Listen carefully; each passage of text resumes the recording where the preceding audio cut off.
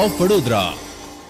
વડોદરા શહેર ખાતે લીલી પરિક્રમા 2023નું આયોજન કરવામાં આવ્યું હતું, જેમાં બાળકોને આશીર્વચન આપવામાં આવ્યા હતા. તૃતીય પીઠાધીશ્વર કાંકરોલી નરેશ પરમ પૂજ્ય ગોસ્વામી 108 શ્રી ડોક્ટર વાગીશ કુમારજી મહારાજ શ્રીના આજ્ઞા અનુસાર અને તૃતીય પીઠ કાંકરોલી યુવરાજ પરમ પૂજ્ય ગોસ્વામી 108 શ્રી વેદાંત કુમારજી મહોદય શ્રી તૃતીય પીઠ કાંકરોલી યુવરાજ પરમ પૂજ્ય ગોસ્વામી 108 શ્રી સિદ્ધાંત કુમારજી મહોદય શ્રીના માર્ગદર્શનમાં વ્રજ મોહે વિસરત નહીં લીલી પરિક્રમા 2023માં વિદ્વાન વલ્લભ કુલ બાળકો આશીર્વચનો વૈષ્ણવોને આપી રહ્યા છે. પ્રથમ પીઠ યુવરાજ પરમ પૂજ્ય ગોસ્વામી 108 શ્રી મિલન બાવાશ્રીએ પધારીને આશીર્વચનો આપ્યા હતા.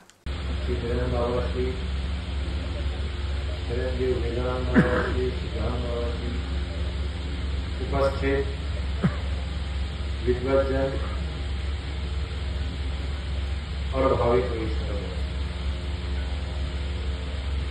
धीरे धीरे यात्रा सरक रही है. अब कहां सरकानी इसका निर्णय आपको करना है.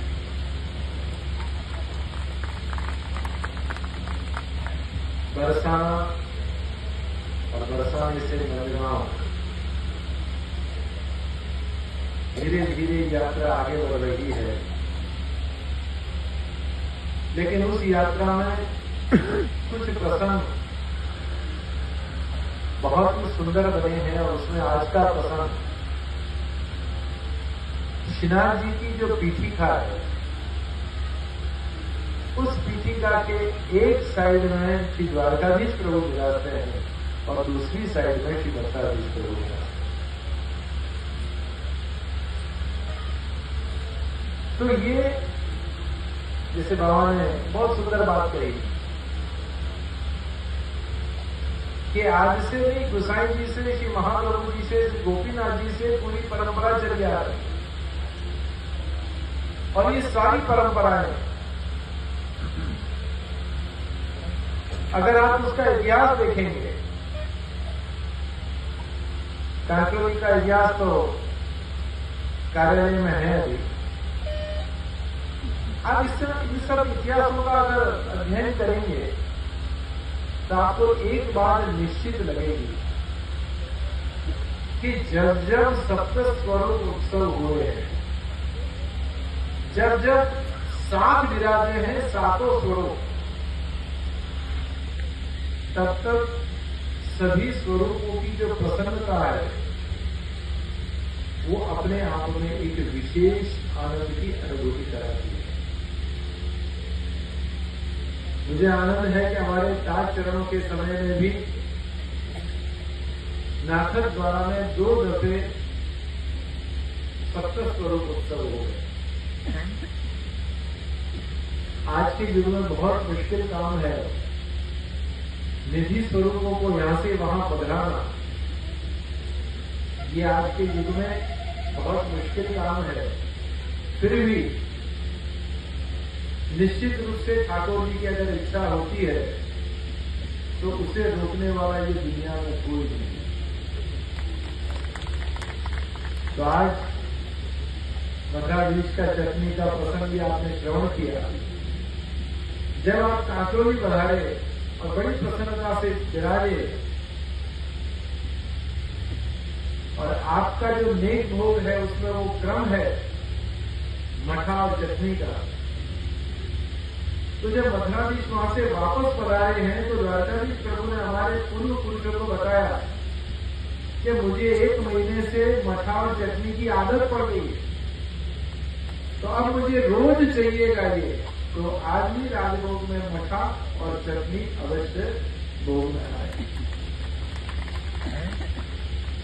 तो हरेक घर की अपनी रीत अलग है, हरेक घर की अपनी प्रीत अलग है. रीत में तो प्रभु ने स्वयं आदेश किए हैं. अब हमारे यहां मंगल भोग में ठौर आते हैं. अब वो ठौर 1 इंच का एक होता है, इतना ज्यादा और इतना बड़ा. अब आप विचार करो कि बालक सुबह जल्दी जगे और इतना ज्यादा ठौर बुखार में आप कैसे डरते हो? हमारे साथियों ने पूछा ठाकुर जी से कि गोसाई जी के संबंध से इस घर का है।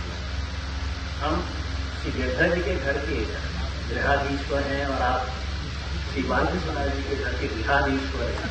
तो ये संबंध सबसे बड़ा है, क्योंकि मूल हम आज जो है श्री गोसाई जी के काल से ही वो परंपरा से चली आ रही पद्धति को ही मानते हैं और वहीं पर ही अपने सेवा क्रम इत्यादि जो है श्री गोसाई जी द्वारा जो प्रतिपादित है और प्रणाली का परंपरा, इनका हर घर को, हमारे घर को और आपके घर को रक्षण करना ही सर्वप्रथम कर्तव्य है।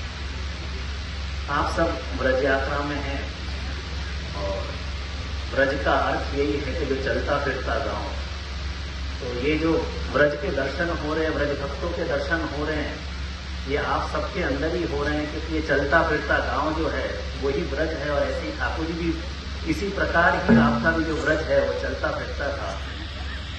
अब जो भक्ति जो भाव है और सेवा क्रिया है, हम सेवा की क्रिया तो करते रहते हैं, पर जब भाव है वो भाव को सम्मिलित न करें तो पूर्ण सेवा नहीं होती। तो ब्रज में आके आप पुनः आपकी लीला की स्थली के दर्शन करते हैं, आप आनंद लेते हैं और जैसे श्रीमद् भागवत जी में आज्ञा करी है, हमारे श्री आचार्य ने आज्ञा करी है, ऐसे लीलाओं के आपको दर्शन होते भी होंगे और हुए भी होंगे। और वो के दर्शन होने के बाद जब आप भगवत सेवा में आप आनंद लेते हैं, तब पूर्णानंद की प्राप्ति होती है। वस्तुतः यह देखा जाए तो ब्रज ऐसी स्थली है जहाँ के रज में भी, कण कण में भी ठाकुर जी बसते हैं। इसीलिए हम ब्रज के रज की चरणामृत के रूप में लेते हैं और यहाँ ठाकुर जी ने साक्षात लीला करी है। हमारे श्री मथुराधीश प्रभु जी यही ब्रज में प्रगटे हैं।